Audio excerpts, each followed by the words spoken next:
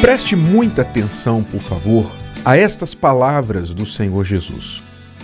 Ele disse: eis que estou à porta e bato. Se alguém ouvir a minha voz e abrir a porta, entrarei em sua casa e com ele cearei e ele comigo. Talvez você já tenha ouvido este versículo antes, mas o que eu vou colocar para você aqui agora, talvez você nunca ouviu. Preste muita atenção. Eu me lembro que, na minha infância, eu cresci, ao longo dos anos da infância, tendo de muitas vezes minha família receber algumas pessoas, alguns parentes na minha casa, na nossa casa. Devido a problemas que eles enfrentavam, problemas particulares. Sabe como que é? Às vezes você tem lá uma crise na sua família e você tem que correr para a casa dos seus parentes, não é? E isso acontecia muito lá em casa.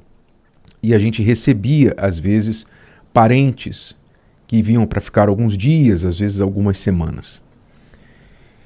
E eu me lembro que, quando isso acontecia, havia uma mistura de sentimentos da minha parte. Era criança. Mas a mistura de sentimentos era assim: poxa, que legal, nós vamos ter aí, os filhos do fulano vão vir aí para brincar com a gente e tal. Criança, né? Quanto mais cheia a casa, melhor. Mais bagunça, mais brincadeira, não é? Eu tinha essa sensação. Mas isso durava 5 minutos. A alegria durava 5 minutos, porque logo vinham as consequências ruins, difíceis, não é? Quando você está lá dividindo um espaço apertado, um espaço feito para 4 pessoas, agora tem 8, não é? Então, aí você começa a ter as dificuldades, a fila no banheiro, a comida, quem comeu a minha comida?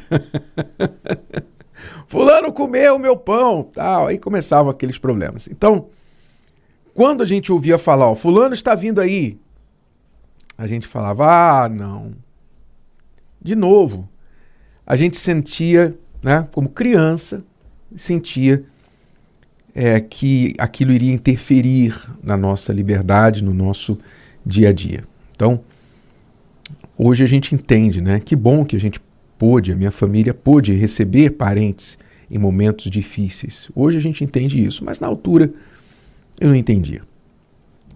E quando Jesus fala que eis que eu estou à porta e bato, se alguém ouvir a minha voz e abrir a porta, entrarei em sua casa e com ele cearei e ele comigo, isso aqui me faz pensar sobre as várias formas que as pessoas creem em Jesus hoje.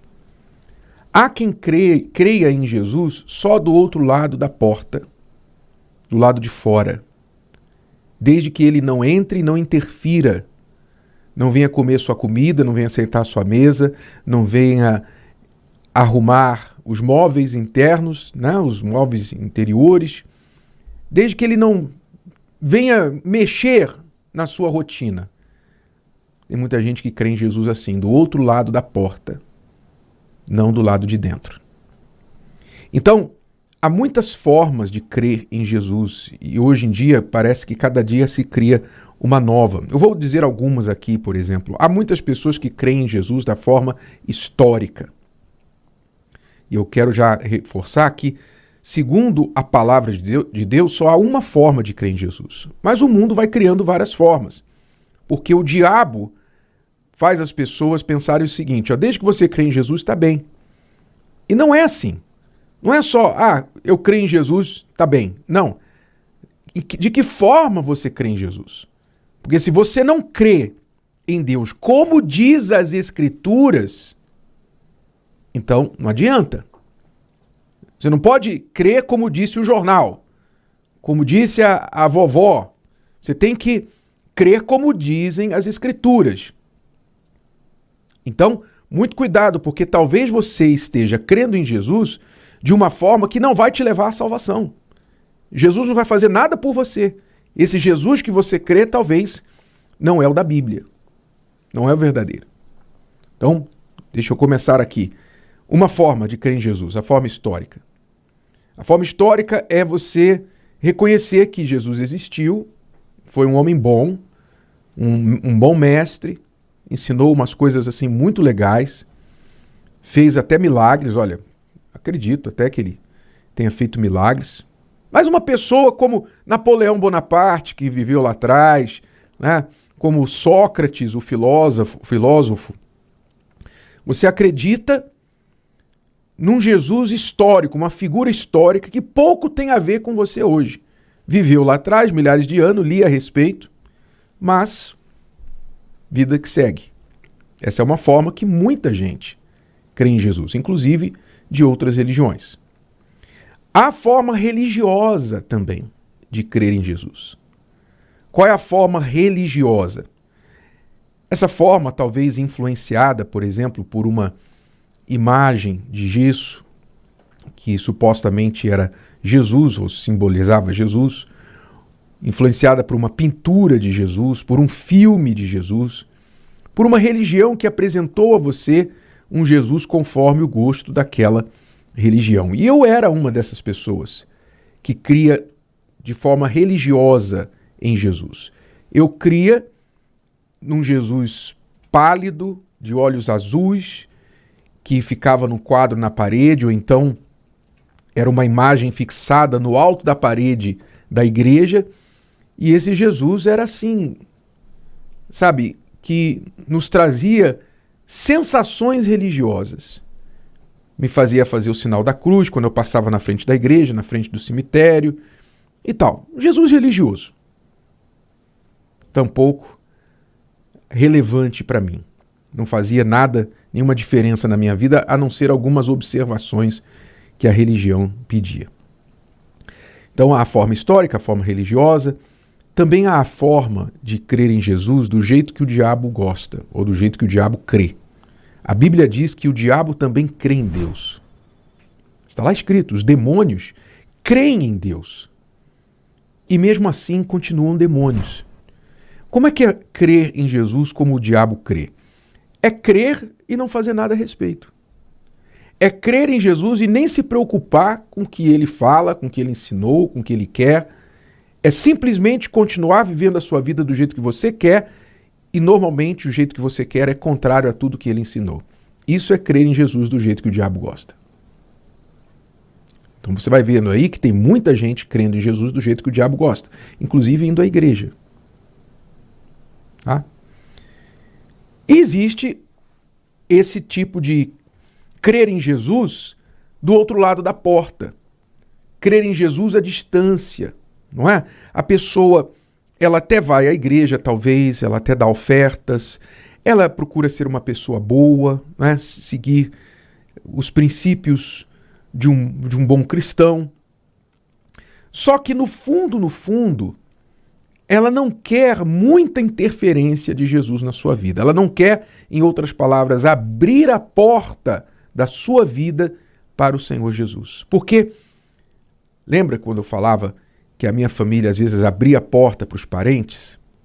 Quando você abre a porta para alguém, para receber alguém na sua casa, você pode ter certeza que isso vai mexer na sua vida. Isso vai mexer na sua rotina. Isso vai mexer no mais íntimo. Não tem nada mais íntimo para você do que a sua casa. Não é? Então, quando você abre a porta para receber alguém na sua casa, aquilo vai mexer com você. E você vai ter que mudar suas rotinas, você vai ter que partir o seu pão, compartilhar o seu pão, você vai ter que mudar certos comportamentos, perder alguma privacidade, não é? Você vai ter que perder alguma coisa, porque você está recebendo aquela pessoa na sua vida, na sua casa. Então agora, muitas coisas que você vai fazer vão ser ao redor daquela pessoa e para o gosto daquela pessoa. Isso é, se você quer ser um bom anfitrião. E não é diferente quando a gente abre a porta para o Senhor Jesus. Muita gente não quer abrir a porta para Jesus porque elas sabem que se ele entrar e sentar à mesa com elas, ele vai ter algumas conversas assim difíceis com elas. Ele vai conversar alguns assuntos difíceis que elas não gostariam de entrar. Ele vai exigir alguns comportamentos, algumas mudanças de comportamento que ela não quer mudar. Ele vai comer um pouco do pão dela, da mesa dela, não é? Não que ele vá fazer ninguém mais pobre. Imagine. Imagine, eu fico lembrando aqui, Jesus tomou o cesto com 5 pães e 2 peixes de um jovem e devolveu para ele 12 cestos cheios de pães e peixes. Não é? Eu fico imaginando aqui quantas vezes Deus deu abundantemente, nunca tirou nada de ninguém, nunca tirou nada. Deus pediu Isaque de Abraão e fez dele um pai de grandes nações. Não é? Então Deus nunca vai tirar nada de você, mas em um primeiro momento a pessoa pensa assim, poxa, ele vai sentar aqui à mesa comigo, vai cear comigo, vai comer da minha comida. Estou falando aqui a pessoa, por exemplo, quando ela tem um relacionamento verdadeiro com Deus, com Jesus, quando ela leva a fé dela a sério, ela vai dar o dízimo dela, ela vai dar a oferta dela, ela vai sacrificar, ela vai fazer as coisas que a fé pede. Ela vai fazer, pois Jesus ensinou, ninguém ensinou tanto o dar na prática como Jesus.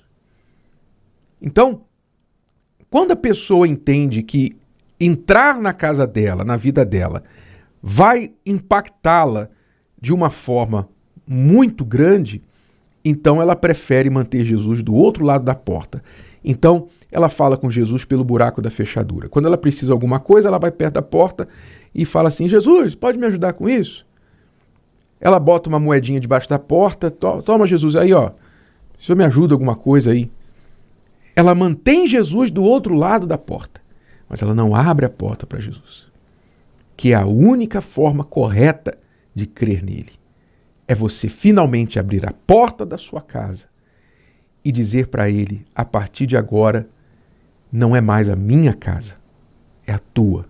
Faça o que o Senhor quiser aqui dentro. O Senhor é o primeiro, o Senhor é o centro, o Senhor é o dono. O que o Senhor quiser, eu estou pronto para fazer.